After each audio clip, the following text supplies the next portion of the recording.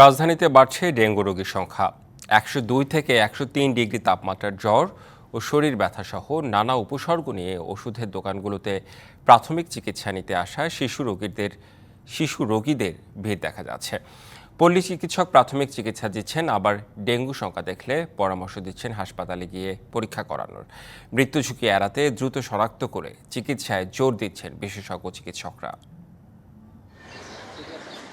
রাজধানী বনানীর একটি ঘন জনবসতিপূর্ণ এলাকা করাইল বস্তি। প্রায় ১৯০ একর জায়গা জুড়ে গড়ে ওঠা এই বস্তির মাদ্রাসা মার্কেটের একটি সরু রাস্তায় রয়েছে বেশ কিছু ঔষধের দোকান। শুক্রবার সকালে জ্বরে আক্রান্ত ১ বছর বয়সী শিশু সন্তানকে নিয়ে সরকার ফার্মেসিতে ওষুধ কিনতে আসেন হ্যাপি বেগম।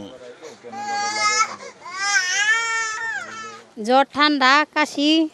একই ফার্মেসিতে কিছুক্ষণের মধ্যে আরও একজন বাবাকে আসতে দেখা যায় শিশু সন্তানকে কোলে নিয়ে। জি, আমার বাচ্চারা ২ দিন যাবত ঠান্ডা জ্বর নিয়ে আসা এরকম অনেক রোগীদের ভিড় দেখা যায় পাশের ফার্মেসিতেও।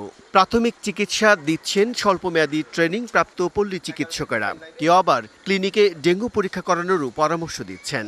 গত ১ সপ্তাহ ১০ দিনের ভিতরে অনেকগুলাই জ্বর, তারপরে নিউমোনিয়া, এগুলা একটু প্রকোপ বেশি আর কি। প্যারাসিটামল ছাড়া আমাদের দেওয়ার কোনো রাইট নেই, এজন্য আর আমরা কিছুই দিচ্ছি না। আমরা এমনও পেশেন্ট পাই যে প্লাটিলেট কাউন্ট মাত্র ২৫ থেকে ৩৫,০০০ এর ভিতরে চলে আসছে। তো এরকম যখন সিভিয়ারিটি দেখি তখন তো হসপিটালে নেওয়ার ছাড়া উপায় থাকে না। এই এলাকায় একটি বেসরকারি প্রতিষ্ঠানে চাকরি করেন ফাহিমুল ইসলাম। ডেঙ্গুতে আক্রান্ত হয়েছেন বেশ কিছুদিন হলো। ৩ দিন পর ডাক্তারের কাছে যাই। তার আগে একটা শরীর ব্যথা আর জ্বর ছিল। জ্বরটা রাত্রে বেশি আসতো, দিনে বেলা তেমন একটা থাকতো না। তো ডেঙ্গু টেস্টগুলো দেয়। তাজুর আক্তারের ছেলের বয়স ৮ বছর। ডেঙ্গু থেকে সেরে উঠছেন কদিন আগেই। ডেঙ্গু আক্রান্ত হওয়ায় এইচএসসি পড়ুয়া সন্তানকে বাড়িতে পাঠিয়েছেন একই এলাকার শামসুল হক। প্রথমে জ্বর আসছে আর শরীর ব্যথা করছে, তার জন্য ওরে ডাক্তার দেখাইছে, বলছে টেস্ট করতে। ২ দিন জ্বর ছিল, পরবর্তীতে আমি যখন টেস্ট করাই তখন তার ডেঙ্গু ধরা পড়ে। বিশেষজ্ঞ চিকিৎসকরা বলছেন লক্ষণ দেখা দিলে পরামর্শ নিতে হবে দ্রুত, তাহলে কমে আসবে মৃত্যুর ঝুঁকি।